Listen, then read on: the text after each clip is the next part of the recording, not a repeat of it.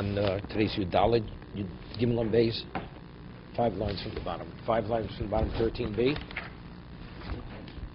Tanrab on the Kohen Gadol Makrav Onein, right? The Kohen Gadol, even though it's pre-burial, he's permitted to officiate. But he's not permitted to eat the kochim. What is the meaning of, he says, what does it mean, kol hayom? What does Rabbi Yehuda mean, kol hayom?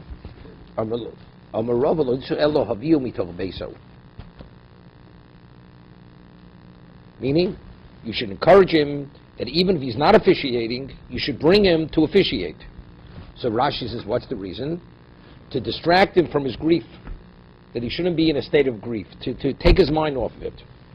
According to Rabbi Yehuda, we remove him from his house to officiate, the Kohen Gadol, the Tanya.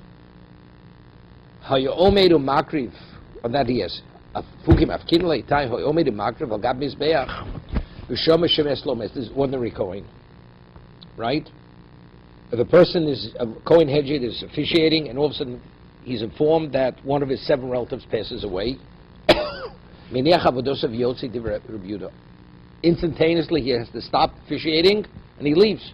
Why? Because he's an onain. So if he's an onain, he's not permitted. Correct? He's not permitted to go beyond that point. Rabbi Yosef and Yigmor. Rabbi Yosef says no. If he's in the middle, he has a right, even though he's an onain. But since it began not as an onain, he's permitted to complete it. It seems to be it's contradictory. Rabbi Yehuda before says even if he's not officiating, he should officiate. And here Rabbi Yehuda is saying no, that he has to stop on the moment. So evidently, so we asked yesterday. I think seemingly the way it reads, it doesn't make any sense. Because one, we're talking about a Kohen Gadol, and here we're talking about a Kohen Hedjit. If in fact the Kohen Hedjit, the moment he's informed that he's an onain, his avoda is not valid, so the reason why he has to stop is because it's not valid.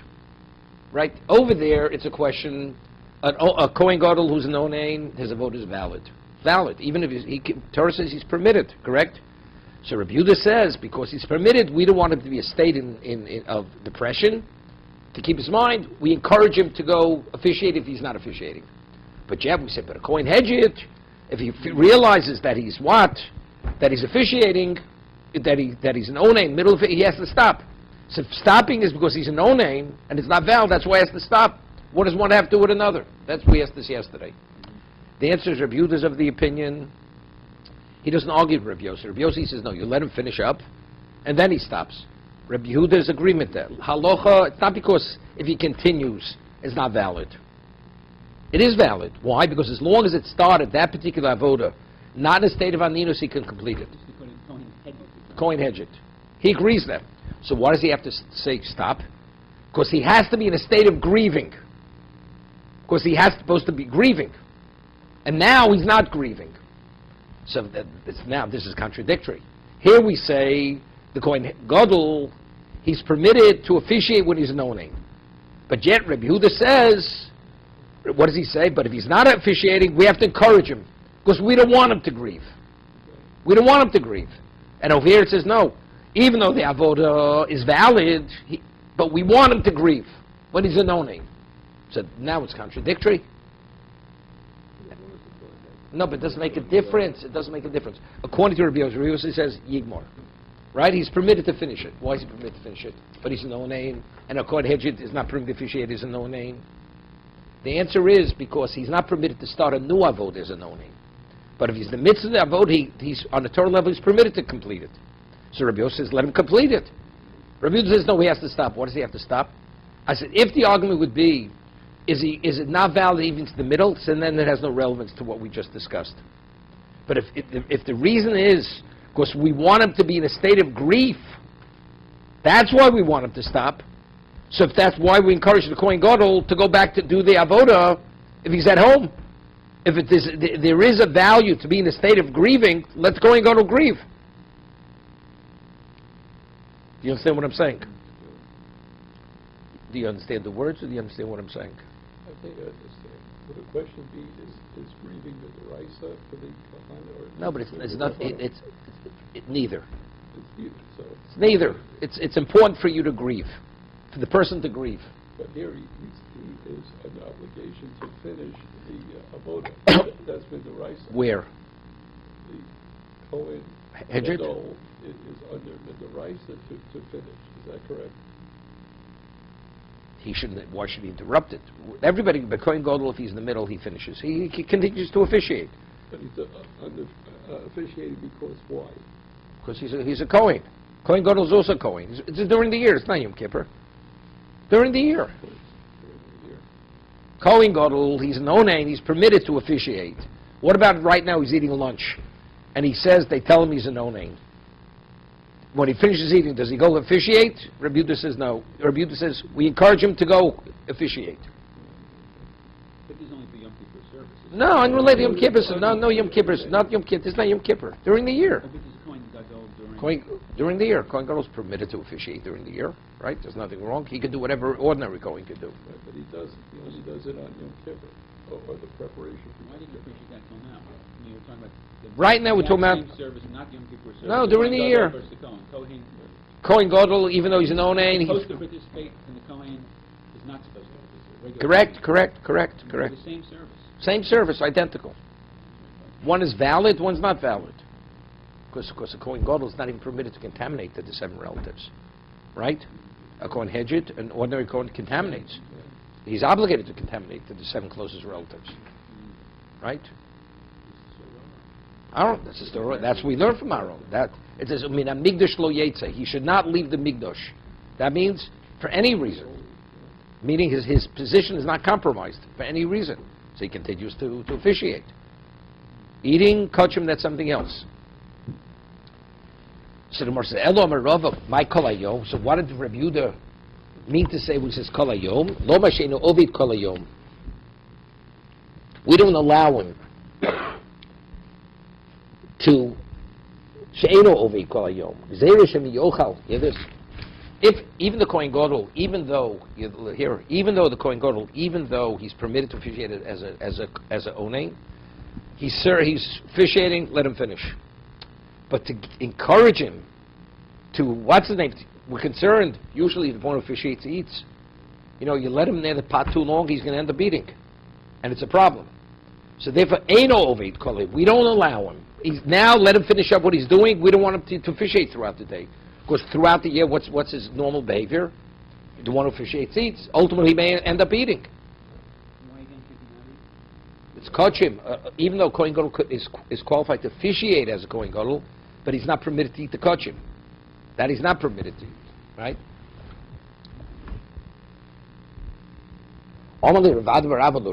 So that's Rav's interpretation of what?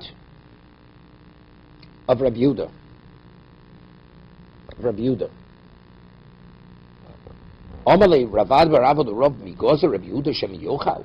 I mean, is Rabbi Yehuda really worried that if you allow him to officiate, he may come to eat the kachim, which is not permitted? Votanan. Rabbi Yehuda Omer Af Isha Acheres Maskinelo Shem Tomus Ishto. Right? Rabbi Yehuda says now Mishnah that just as you have a replacement Kohen, just in case he becomes Tomei, you have a replacement wife. The Maisa Ishto Ovid Avoda. Right? So you have another woman there, then in case his first wife dies, one of them he has a wife. Well,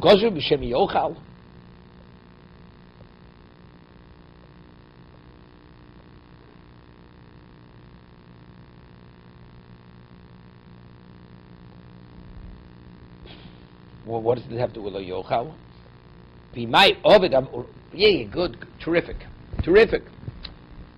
If he has another wife, what happens if the wife dies? Are we afraid he may eat?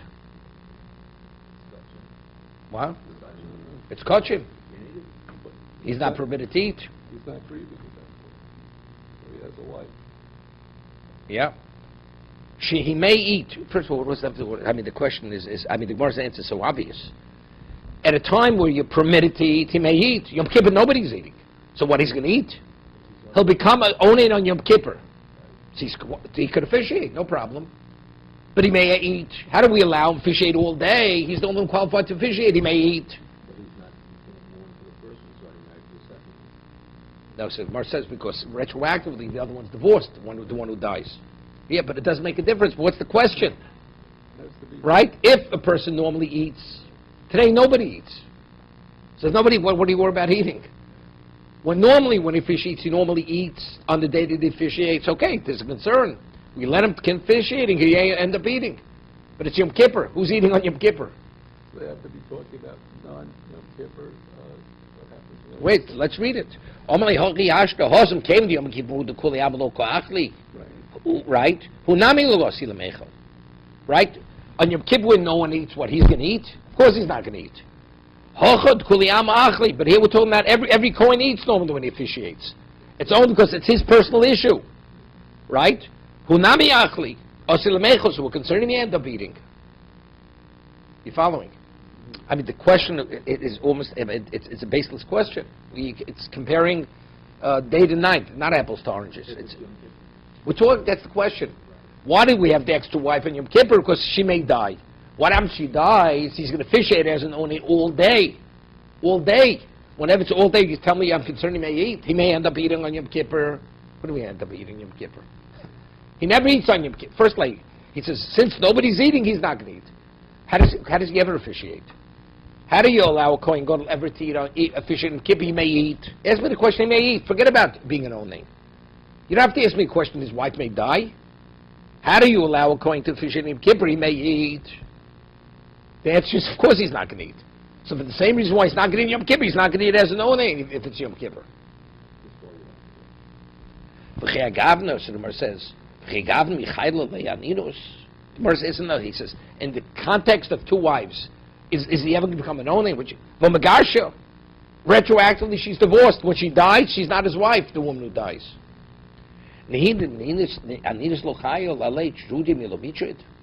But the fact is, the Gemara says, even though Aninus, he's not a no name, but factually, but it's a distraction. He's officiating as a Kohen Gadol. So even though it turns out the wife is not his wife, look, a man has a bad divorce. He thanks God that she died. This is not our case here. He's only divorced if he's not allowed to have two wives, right? See, he's going to be distressed as a result of that. So Tosa says, "Ubekodshim in simcha gedolo, tichsiv l'chon sad lemoshchi der sham lochem ochlim."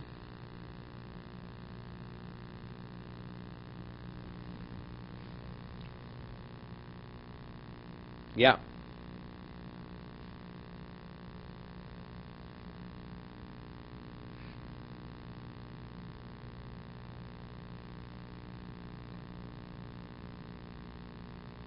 Okay. I mean, even the original consideration for the question, I don't even hear it. Does he speak about it in the footnote? What's even the question? The Kohen Gadol didn't do that, so see? It says, Ishiti Amidbora. An ordinary guy. They sent out. Even though we'll see later. He doesn't have to be a Kohen. They usually would send a Kohen, but he's not the Kohen Gadol, for sure not.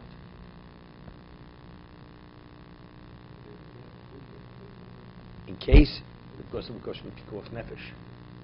But he wasn't permitted to eat. Pikuach Nefesh he would eat. So if he's a Kohen Gadol and he's Pikuach Nefesh, he would also eat. It's not a problem.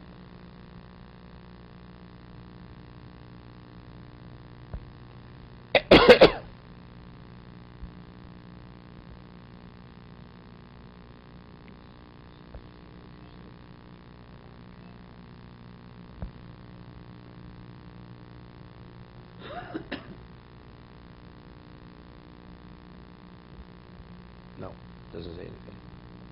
Okay.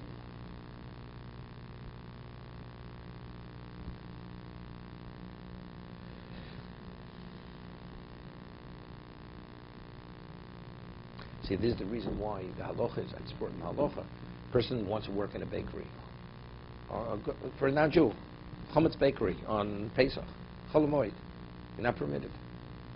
Because there's a concern. He may eat. He may actually eat the chametz, right? Because during the year when he's there, he does eat. The proprietor, the boss, allows him to eat. Employer. What happens? He's working. What happens? He puts a crumb in his mouth. So it's a problem.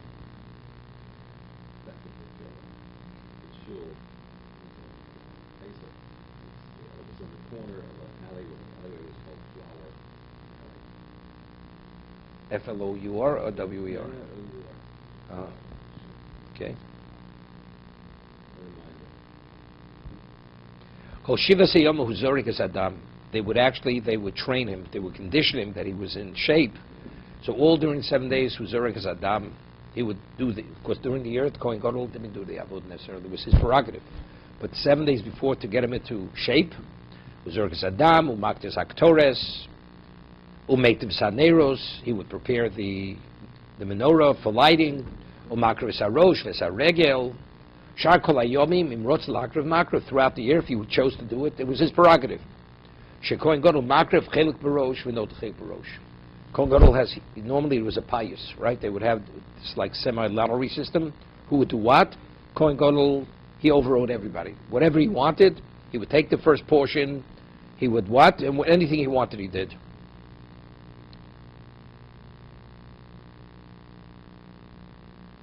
It's interesting, I always mention, there's a famous question that Rabbi Yehuda asks, there's a special schus to be a sandik at a bris.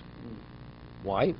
Because there's a Rabbeinu Peretz, who's one of the Bali Tosfos, who says that being the sandik is the equivalent of the Ketores.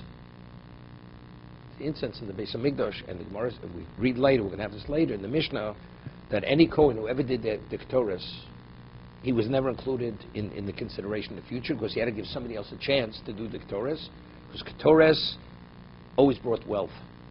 So this man already had his chance at wealth. Give somebody else a chance to become wealthy. So Sandikos is the same as Ketores. If a person is a Sandik one time, he should not be a Sandik for the same family more than once. To give somebody else a chance. Okay? So no Yehuda asks, Rabbi Kalatsky Lando asks, he says, but we find Rabbanim, they're continuously the Sandik for the same family over and over again. So evidently, see from there that it has no relevance to the Ketores. So the Chassam Sofer answers this. He says, the Mishnah says that Kohen Gadol notach chet barosh. The Kohen Gadol does anything he wants. He overrides all the systems. He's not part of a lottery system. He takes any portion he wants. So if that's the case, the Kohen Gadol would want to take the Ketores every day. That's his right. And the ordinary Kohanim can't say a word. He says the Mored Asra, the Rav of a community, he's like the equivalent of the Kohen Gadol. What Rabbeinu Peretz says, that's an ordinary person. An ordinary person, you have to give somebody else a chance. But if it's the Rav, where he's the Mored Asra, he's the equivalent of the Kohen Gadol, he has the right to take every sign that goes. He wants to waive it, that's his prerogative, to waive it. But if he chooses to take it, and that's the Mishnah. Kohen Gadol, Makrav Chelik Barosh, Nota Chelik Barosh. Famous answer. So then afterwards he deals, Rabbi Yehuda asks another question. Have you ever seen a rabbi be wealthy? Very rarely you find a rabbi who's wealthy. So if the Sandikos brings wealth, where's the wealth? That's the other question he asked. Right? So what about non-Hasidim? So the Steipler, Reb Chaim Kanevsky, say always, the wealth was speaking of spiritual wealth. We're not speaking about the material wealth. I mean, all the spiritual vistas are opened before the person. But the Chassam Sofer answers differently. He says, no, it's speaking about material wealth. He says, what happens if a person deserves a certain degree of pain, financial loss? So, but you deserve to receive wealth, so it's a wash. Instead of Hashem giving you the money and taking it, he says, you know something? It's an even, one cancel out the other. That's the reason. Because by the person who's the Rav, he deserves, Hashem punishes that person in this world. The other person, he gives him his bonus in this world. It doesn't, right? And he'll pay the price in the world to come. But the person who's the tzaddik, Hashem wants that he should pay the price here. So therefore he denies him the money, that should be in the place of the punishment. That's the Chassam Sofer. Okay?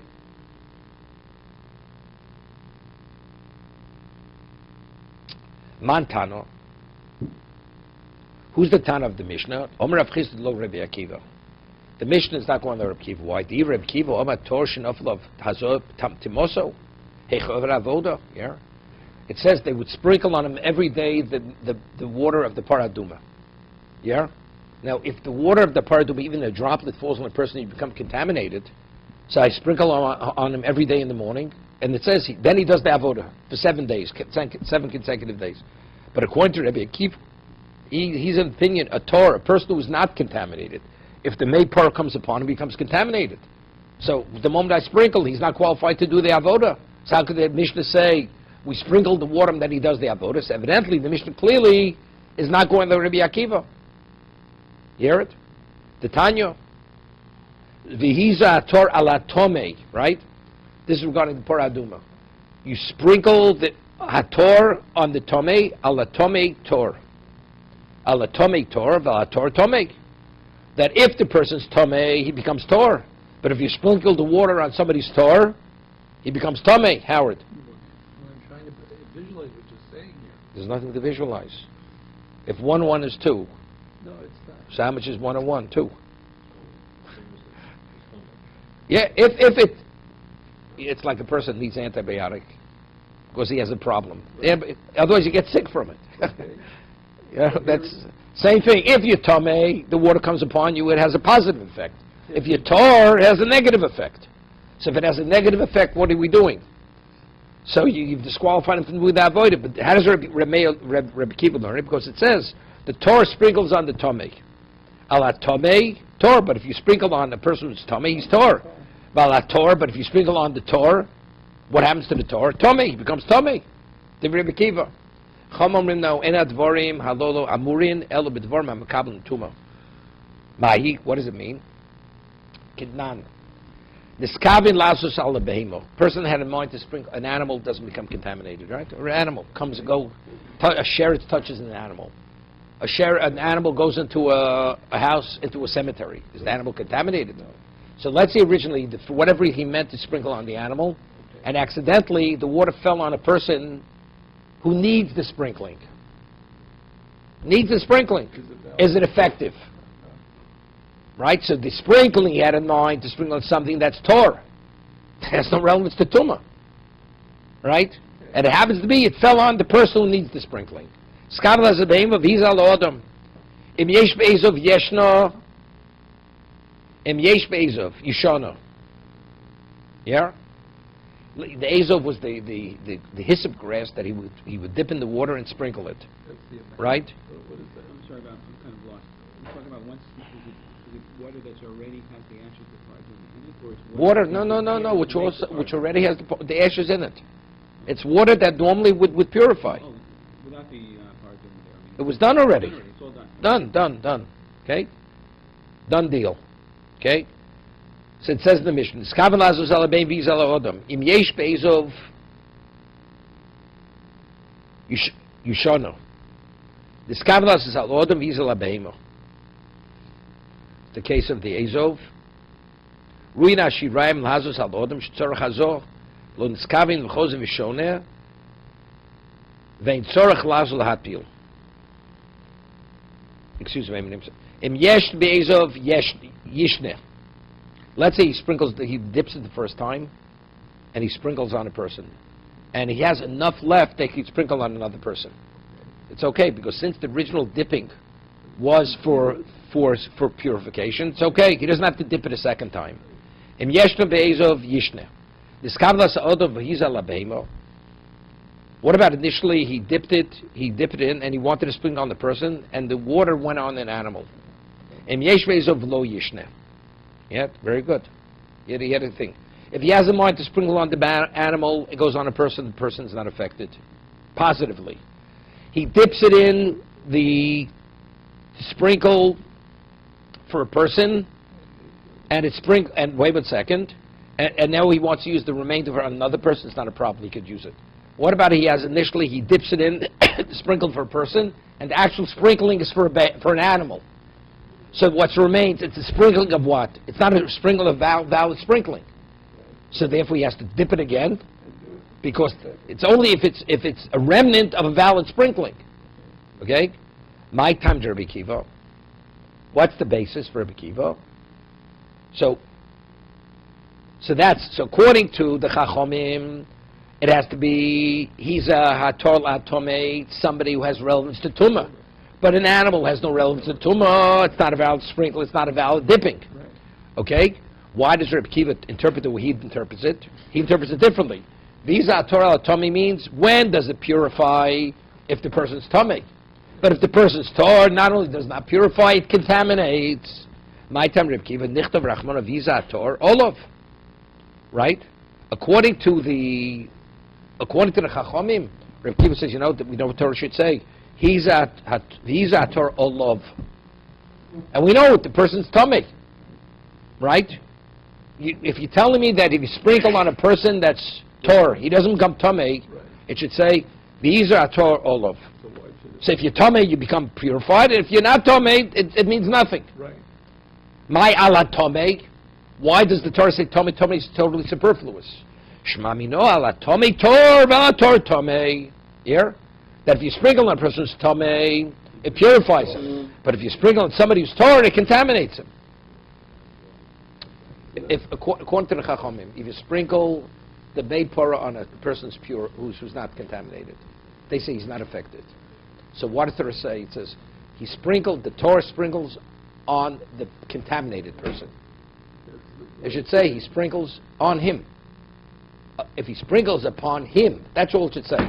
What do you have to tell me? It's understood. It's understood he's tummy. Otherwise, why else are you sprinkling on him? But why is it contaminated? No. That's Reb Kiva's proof. Since the Torah says you sprinkle on the tummy, the word tummy shouldn't say in the Torah. If a Torah is not affected by a sprinkling to become contaminated, Torah would be enough to say, and the Torah Kohen sprinkles on the person, all love on him, upon him. It becomes purified. And then but what do we have to say? He sprinkled on the tummy. It's understood he sprinkled on the tummy. The argument is it's only the tummy that becomes Torah. The Torah person. So why did the Torah keep? So why does Torah say tummy? Because it's only that's when he's purified. But if he's Torah, he becomes contaminated. That's Reb Kiva. But he says he's proving it from the text. Otherwise, the word tummy is totally superfluous. How is it registering?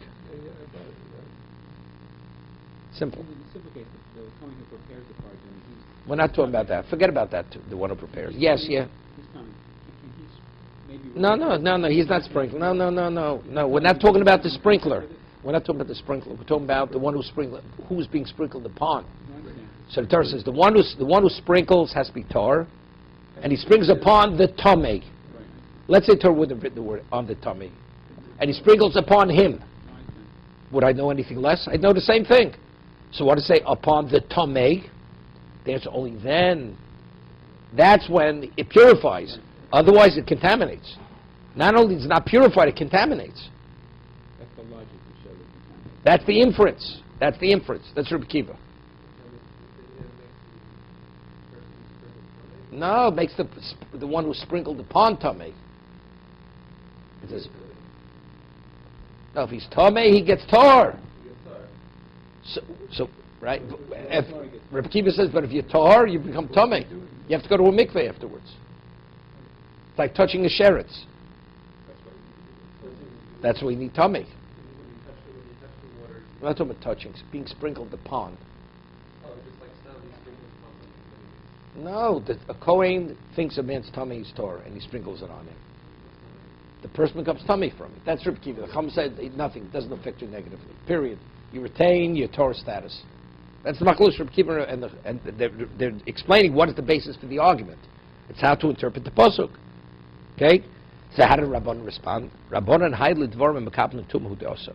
That's what it wants to tell me.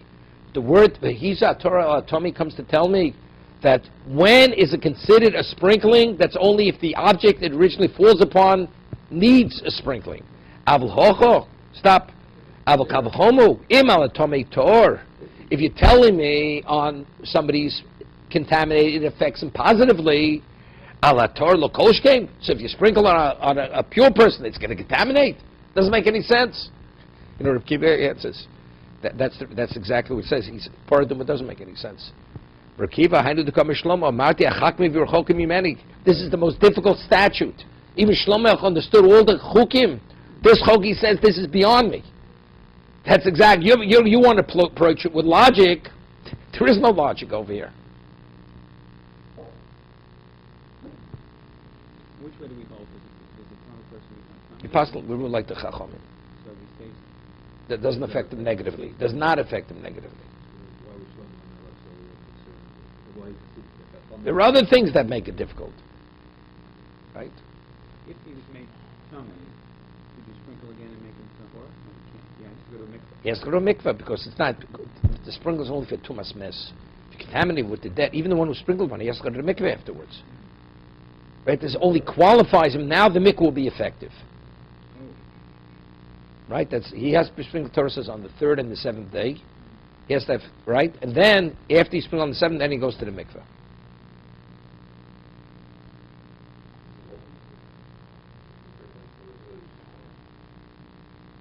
No, the Kohen sprinkles.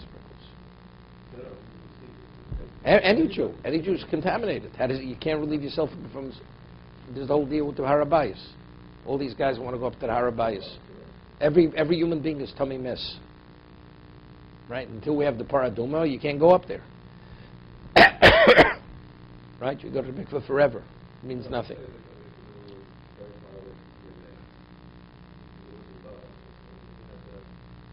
So they... Oh, it's always tummy mess. Always tummy mess. Until they had the paraduma. And even in Eretz Yisrael, you had to come to Yerushalayim to be relieved of tummy mess. Because the ashes of paraduma were only Yerushalayim, nowhere else.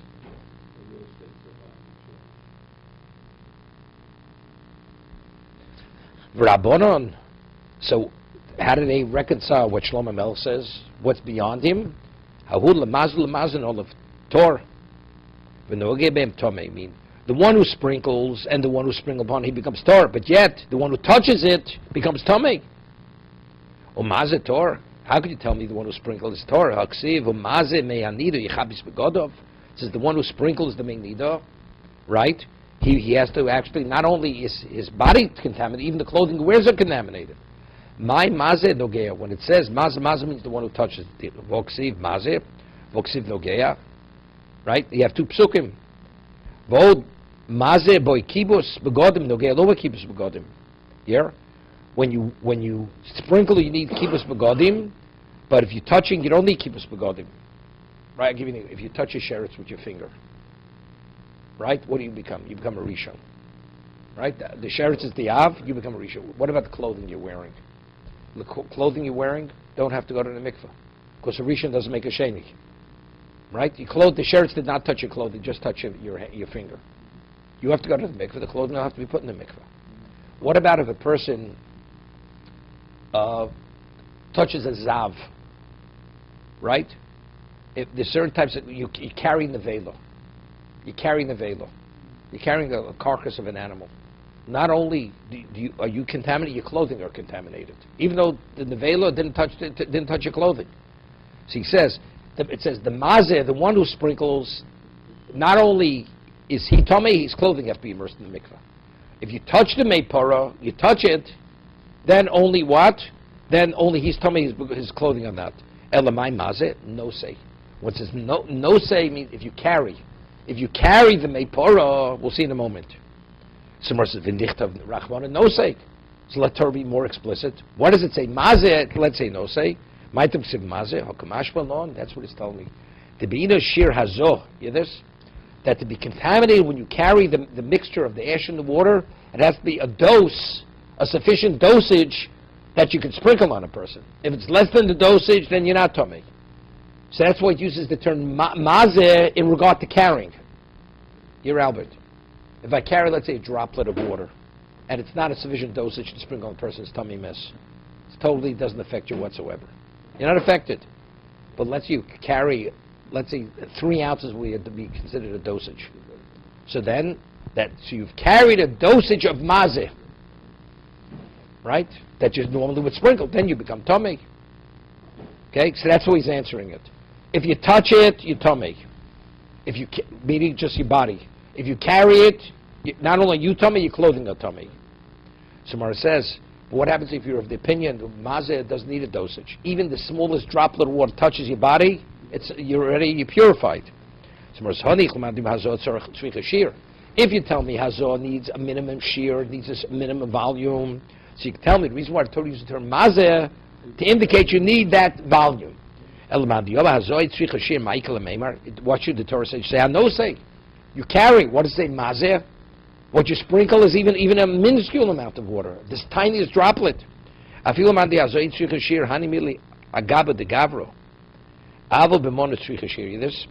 only regarding a human being, even if a droplet touches your skin, then already you're qualified to go to the mikveh. But what if you have a vessel that becomes contaminated? A table becomes contaminated. How do you relieve the contamination of the table, the contamination of the dead? For the table, you need a shear. Ditnan, kamo yehei behen, yehei kedei hazor. How much has to be absorbed in the hyssop, in the azov, that it's a valid sprinkling? Kedei sheyitbo roshe givol v'yazeh. That you dip in the tips of the hyssop, they're like little heads, and you should be mazeh.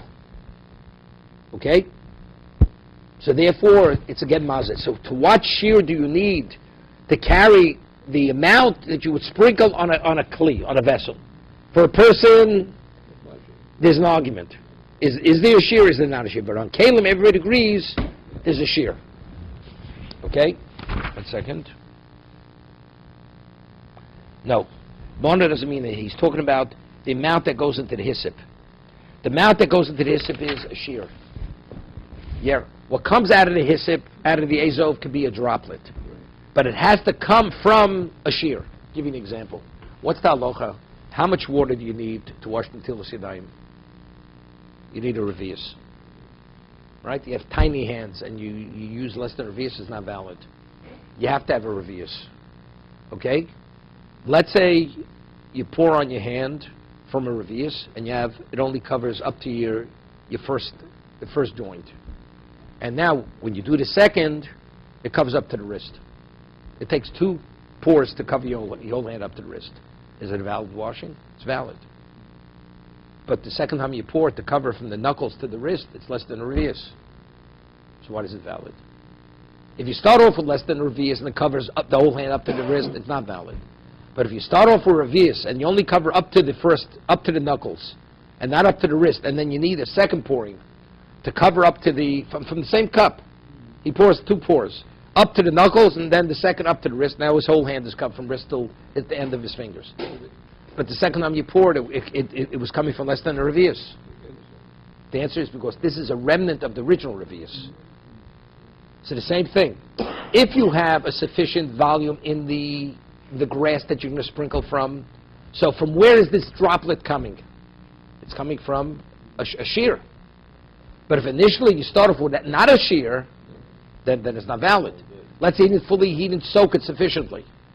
So it's not a valid sprinkling, even though normally you hold, even a droplet is sufficient. Well, you got the droplet, but where's the droplet coming from? It's coming from less than a shear. So no. Let's say you have a cup where you have a thimble, right? So it's less than a shear. It's meaning. So it depends No. on what's in your cup. Let's say you have a cup. It'll hold a gallon, and you only put 2 ounces of water in it. It's not valid, regardless of how big the cup is. No, you could. Let's say you have a very wide faucet, and you put it on, and the first surge of water covers everything from to your fingers. Definitely you had a revius. It's valid washing. Let's say you don't have a cup. You put your hand on, if it's a wide mouth faucet, put it on, that gush comes down on your hand, and you have to turn it on and off, it's valid washing. See, I don't tell you dime of that washing. It's valid. Because the faucet is a kli, and it's called your power, because it's only as a result of you turning on the water. So the first surge of water is considered as if you poured it on your hand. Yeah, but it's narrow so it doesn't cover your whole hand. It's problematic. It's like washing from a soda bottle. It's a very narrow mouth, and it just keeps like gurgling out. You can't wash from that. Revius is in the original amount that you pour, The or original. what you put over the hand. Ultimately, you're going to have a revius, but the second time it was poured, ultimately your whole hand is covered with revius. It is covered with revius. The simplest case, have revius and stuff, pour it over my hand. If it counts as a revius, You have to pour it. Eventually, the whole revius has to come it onto has you. to come over the Yeah, hand. right. It has to come on your hand. So I said you poured in 2 pours. The first half was here, and the second half. Ultimately, your whole hand was washed with the revius. But the second time the water came out of the cup, there was less than a revius in the cup. Doesn't make a difference because this is a remnant of the original revius. The same thing, you may need a droplet of water, but where does it come from? It has to come from a full measure of the water. What's full measure? Whatever is absorbed in that hyssop that you're going to sprinkle from. usually when you go to a commercial, or even in, when you put on, like even in the kitchen sink, you put it on full force, you have a wide gush of water coming down. For sure, it's not a problem. You mean if you're going to wash bread? For tefillah, it's not a problem because there's purely cleanliness.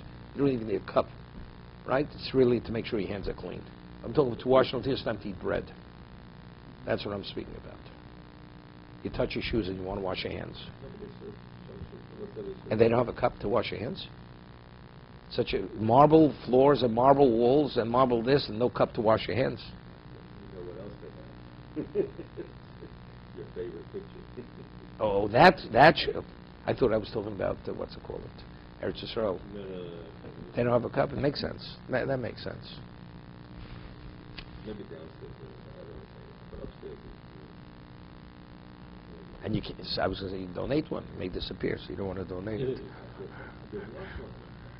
Disappeared. Type of people go there, you even suspect them for thievery, the ones who go to that shul.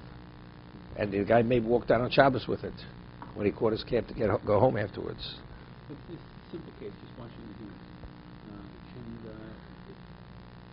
It's preferable to use it with a cup. What, for bread? What does it matter? Yeah, for bread. Oh, not preferable. You should use a cup. Right. This is a b'di'evet. A faucet is a Let's b'di'evet. say you don't have a cup, you can do it from the phone. With a faucet, you can do it. Okay. Somewhere says, I feel Omer Abayim, I feel Tim Reb Kiva. Yeah. It could even go like Reb Akiva, because Reb Kiva, it says, he says, even a droplet, when you sprinkle on him, he becomes tummy. So what have I accomplished? Dover avodu kuli yovu l'panya. You hear this? He does that avoda during the day, but he does it at night too. So he'll go to the mikveh. Yeah. Where is it? Yeah. Ulapanya. Madu alei tovu vovid hariv shemish. No, he said, no, excuse me. He does that avoda. It says every day they would sprinkle it on him. Right? He gets up in the morning, goes to the kiyar, washes. He does the avoda the whole day without paradum on him. Yeah? He has it from yesterday. Right before sundown, he goes into the mikveh. They sprinkle the paradum on him. Right before sundown. Why? He's tahor and he's in No, all that we sprinkle is what we call the maila. It's an extra level of stringency. To show we want it to be ultimately pure. Mm-hmm. Right? So we say, according to Rabbi Kiva, what's the value? Sprinkling, you invalidate him. You disqualify him. He becomes tamei. Gets up, he does the service the whole day without being sprinkled upon. Right before sundown, a half an hour, 20 minutes, you sprinkle the paradum on him. You mean by mistake? No, deliberately. It says every day, what do we sprinkle? Let's say he doesn't become tamei. Why do we sprinkle the paradum? He's not tamei. Because we want to show that he should be the ultimate level of Tara to be able to officiate on Yom Kippur. This is the Kohen Gadol. Kohen Gadol. This is we're preparing him for Yom Kippur. So it says every day you sprinkle upon him and he does the avoda. Was this during that 7-day period? This is the 7-day period. So we said, can't go there, Reb Kiva, because the moment you sprinkle, it becomes tamei. What have we accomplished? The answer is no. He does the service all day, right before sundown, you sprinkle upon him. Then immediately afterwards he goes into the mikveh. So what happens when nightfall comes? He's tar. So then tomorrow we start over again. Yeah. Okay, that's what he says. Amar Abayom, I feel Timraki, the Ovid Avoda Kulio will panya towards evening, Madu Alei, you sprinkle upon him, V'tovel. Then he goes to the mikveh, Vavid Erev Shemesh, then he waits for nightfall, then he's back in the game again. Okay, wasn't so difficult.